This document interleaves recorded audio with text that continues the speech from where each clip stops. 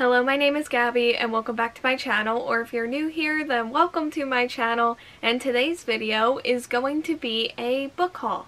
So this is like my first large book haul in a while because I wanted to focus on like my physical TBR, but there were certain books that I was willing to make exceptions for, and those basically include everything in this video and more that I still haven't hauled yet. So yeah, I will leave the content warnings for these books down in the description below, so let's just get into talking about them now. We're going to go through the manga first and just really quickly, and we have Volume 4 of Komi Can't Communicate and Volume 2 of Blue Period. So if you don't know, Komi is like this series about a girl with social anxiety who wants to make 100 friends, and Blue Period is like about a school delinquent who is discovering his love for art. These are two volumes that I have been looking for and I finally got in my hands on them. There are a lot of other volumes that I have been less successful with, but this is a good start. So first up we have Aristotle and Dante Dive into the Waters of the World by Benjamin Alire Sáenz, which is the sequel to Aristotle and Dante Discover the Secrets of the Universe. I always forget these titles because I just call them Aristotle and Dante. So this book follows two boys who are opposite of one another, however they develop a special bond when they meet, and this bond ends up helping them grow into who they want to be as individuals and help them learn like the important truths of their lives. So it's been a while since I've talked about this book, mostly because I have not read it in like a couple of years, and if I remember correctly, it did not take me long to read it, so there definitely might be a reread in its future, and then from that reread just go straight into the sequel. I remember really loving the atmosphere and the characters and also the romance. Like, it was a 5-star read. I remember loving everything pretty much, but the plot points are what have become very fuzzy. So that being said, I'm not really sure how necessary this sequel is, but I'm also not going to complain about it because I'm very curious and excited for it. It's also just giving me an excuse to spend time with the series again, which is always a positive in my heart. I also already have it like set in my mind that this will be one of my nice spring weather reads, mostly because the first time I ever read Aristotle and Dante, it was in one of those nice weather days. And that is an experience that I really want to attempt to recreate. So that feels very fitting, and I feel like I've been waiting for this book for a long time and it's finally in my hands and I'm excited.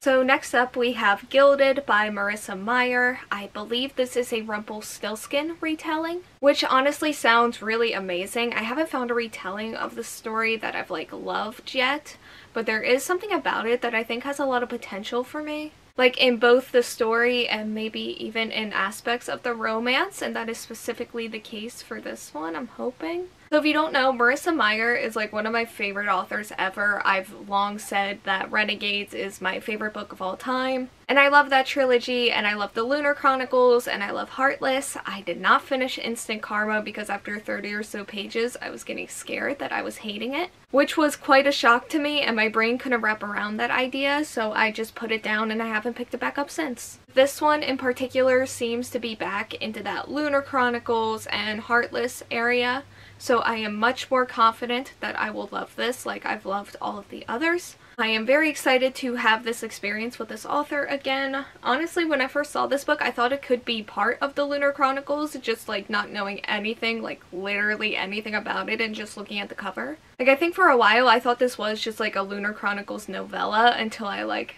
actually learned.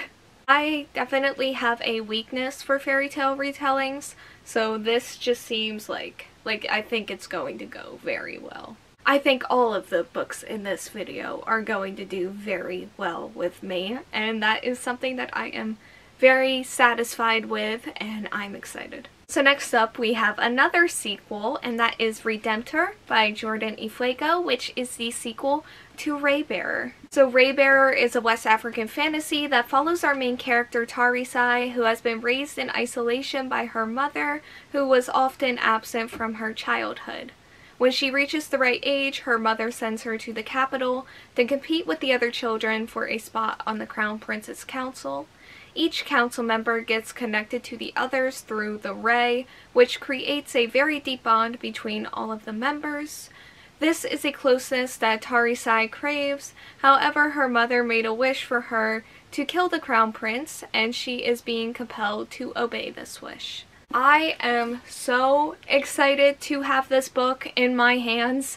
As soon as I started reading Raybearer, this book like shot very much to the top of my I need to haul this immediately list. And it did take about a month or so, but it finally happened. I have a whole reading vlog for Raybearer, and I am planning to do the same thing for this one, hopefully in the very near future. The cover is just absolutely gorgeous as always, and these characters and the story and the world have really stolen my heart, and Raybearer was just one of my top books that I read last year. And I am just so looking forward to just getting wrapped back up into everything this series has to offer. I'm curious to see where everything goes. I'm excited, I'm scared, I have all the feelings, and I'm ready. So the final book for this haul is The City Beautiful by Aden Polydoros. So this is set in 1983 and follows our main character who dreams that he will one day have enough money to bring his mom and sisters from the oppression that they face in Romania and bring them to America. However, his dream begins to fall from his grasp when his best friend becomes the latest victim in a large line of Jewish boys who are being murdered. While the rest of the city is celebrating the World's Fair, our main character is being thrown into this nightmare of corruption and deceit and back into the arms of a dangerous boy from his past. These two must find the killer before the killer claims them next. So I don't really keep up with new releases as much as I used to, and like as in-depth as I used to for sure. But I found out about this book a little bit before it came out, and as soon as I found out about it, I knew I needed to read it. Thrillers and mysteries are genres that I've been looking for because they're genres that I really want to get into, and I just feel like I need to find the correct books in order to find that love for these genres. And this definitely seems like it has a good chance at being one of them. It's queer, and the red, black, and gold on the cover and like the Ferris wheel, it's all really speaking to me. Based on the synopsis and also things that I've heard, it's also a really dark read, and I don't know what these are yet, but I definitely feel like I should be giving a heads up for content warnings with this book, and also with all of the books, but this one specifically stood out when it comes to that.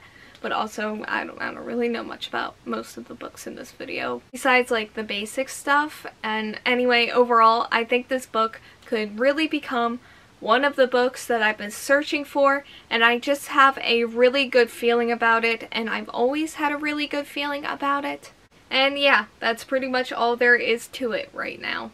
Okay, so that is all I have for today's video. Thank you all so much for watching. Like, comment, subscribe, hit the bell, and answer the question that'll be around here if you want to do that. And hopefully I will see you here next time. Bye!